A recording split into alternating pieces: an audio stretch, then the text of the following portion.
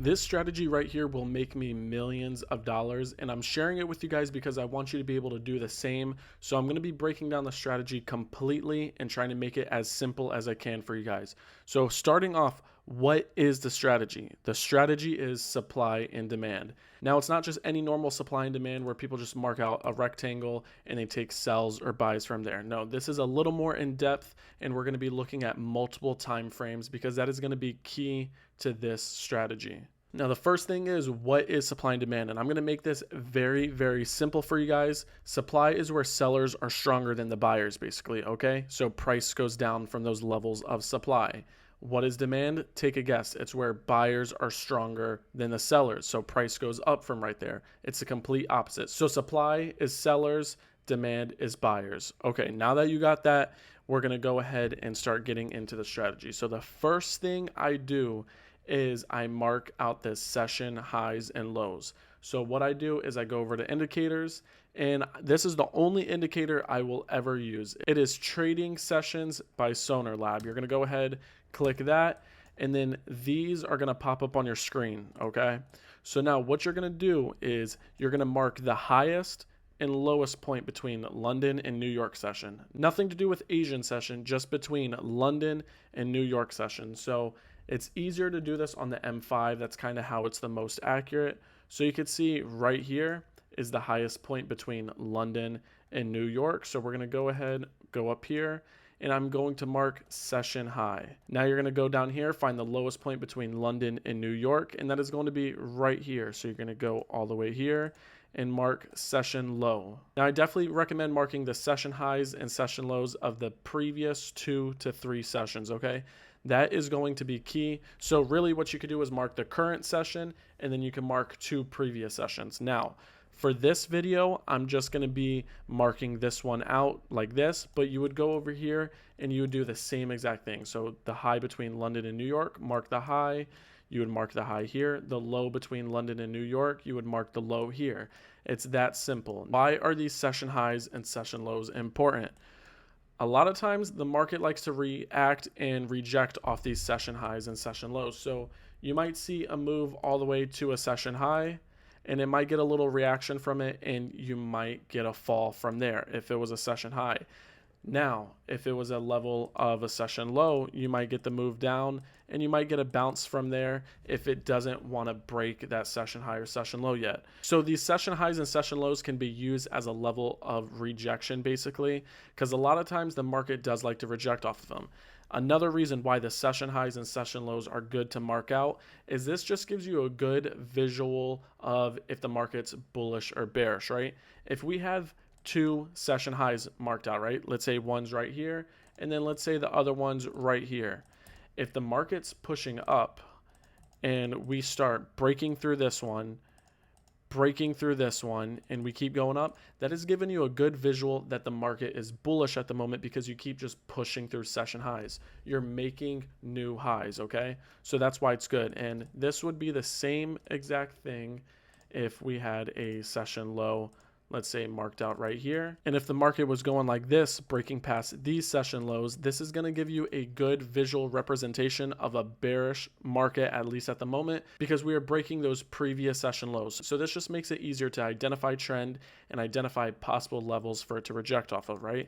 Now, getting into the supply and demand, and then we're going to come back to this session high and session low. Supply and demand is going to be very, very strong. Now, when it comes to finding supply and demand, you are going to be looking for the previous contrary candle before the push, okay? We're not going to talk about this too long. If you guys want to learn more about this, you can go to the link in my bio and click the free trading blueprint, and I talk about this, right? But this right here would be a previous contrary candle, okay? So to mark out levels of supply and demand, you would go ahead and mark them out just like this. That is all it is, and we're on the H1 time frame. Now that brings me to the next point, which is the main point of this strategy, right? So you know, to find supply and demand, you look for the previous contrary candle before the push, right? So this would be a level of supply, and just say right here, this level would be a level of demand. Now here's a sneak peek. Notice how we bounced right off that level perfectly. So We marked out the level of supply right here, but what makes this very, very important is we're going to look at it on multiple time frames. So notice here, notice how I found this one and I marked it H1. That is because we are on the 1 hour time frame. So I went ahead and marked the level of supply on the 1 hour time frame. So that H1 represents the 1 hour time frame. We can go to the H4, right? Notice this previous contrary candle. Then we had the drop. So what would we do? We would mark the very bottom of the candle. So that doesn't matter if it's body or wick, you're marking the lowest point when it comes to supply. We would mark that, and then we would put H4 because this represents the level of supply on the H4 time frame. You can go to the daily. There's nothing really too interesting on the daily. Let's go ahead and head to the lower time frames like the M15. Now notice this. We have a previous contrary candle right here. Then we had a nice drop to the downside. You could go ahead, mark the very bottom of that candle and put M15 because this is representing the level of supply on the M15 time frame. And notice how I just keep going through the same thing and I keep marking these levels of supply, right? And you're going to want to find the strongest levels of supply when doing this. So M5. Now, this is what makes the strategy very unique and very strong. So notice how we have the H4, M15, M5, and H1. What you want to do is you want to have all these time frames in confluence, right? Or as many as possible. So this wouldn't be my stop loss size, but I'm going to show you guys for an example. So if your position looked like this, right? You have 4 time frames in confluence. 1, 2, 3, 4. 4 time frames in confluence, 4 levels of supply. A lot of people, they'll just mark a supply zone on 1 time frame and that's it. But it's very important to go ahead and look at it on multiple time frames because multiple time frames in confluence is going to make your levels of supply and levels of demand stronger. Think about it.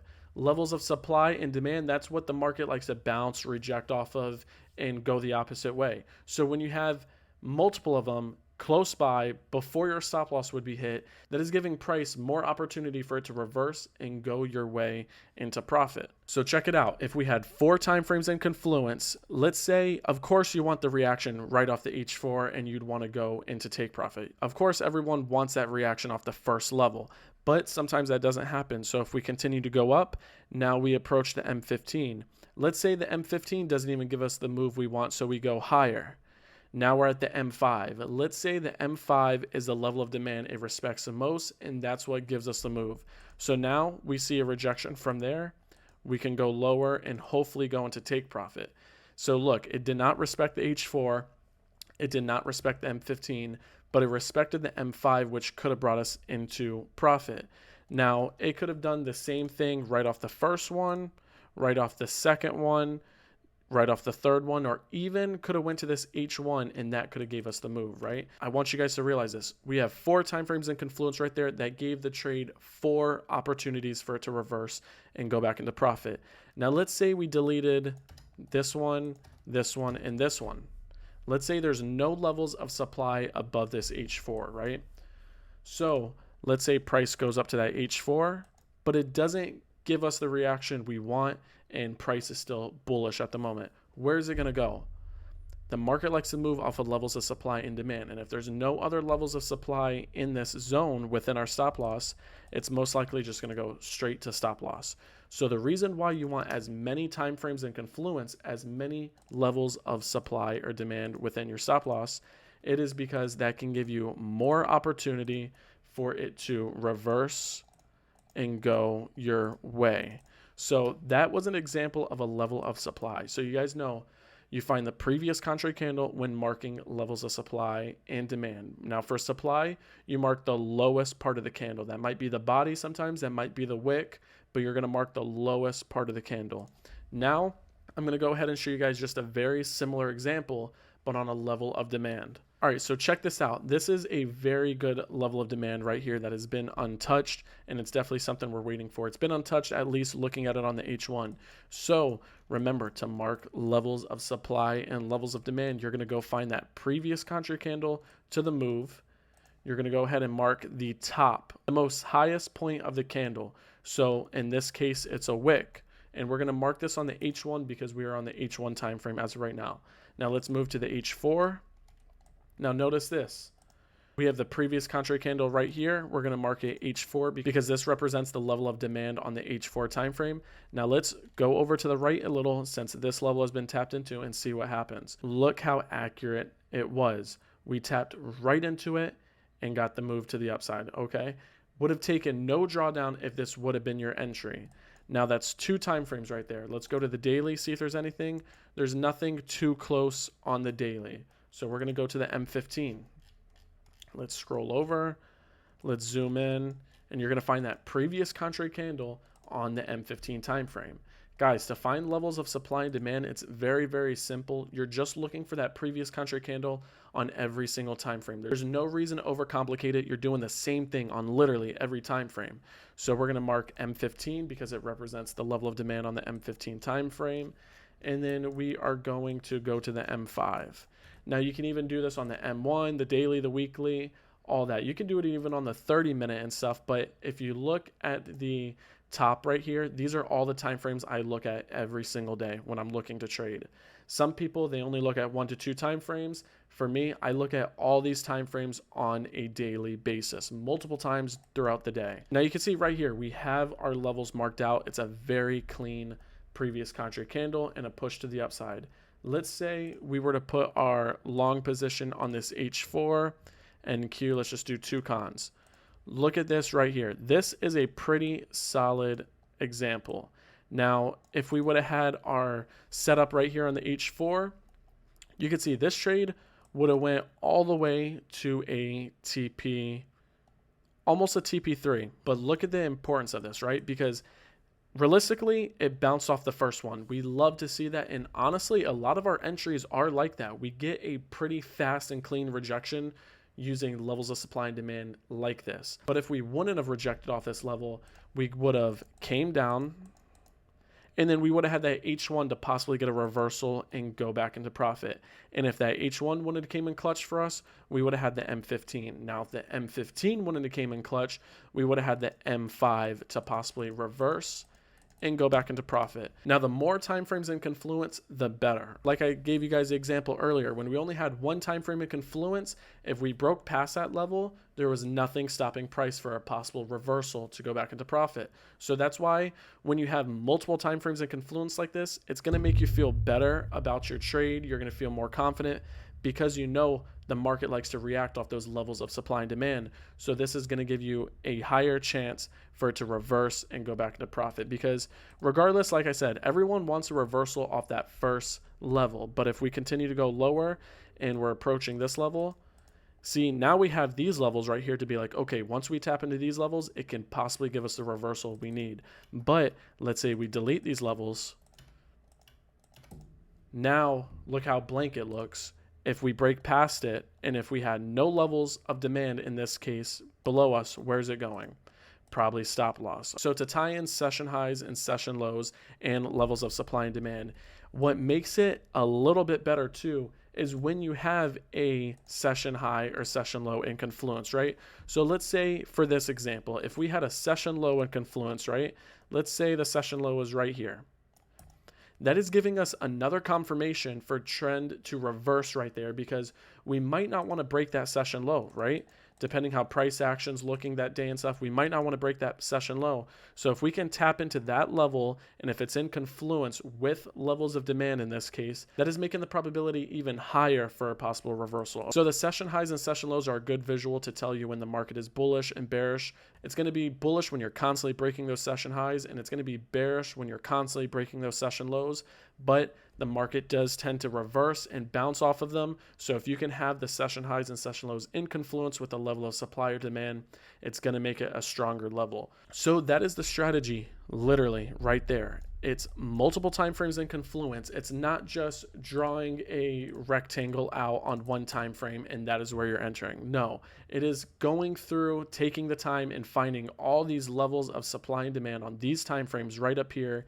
And the closer they are, the better. You want them within your stop loss. So if you can have 4 levels of supply or demand before your stop loss would be hit, that is a higher probability setup compared to if there was just one time frame. This strategy has gotten me multiple payouts.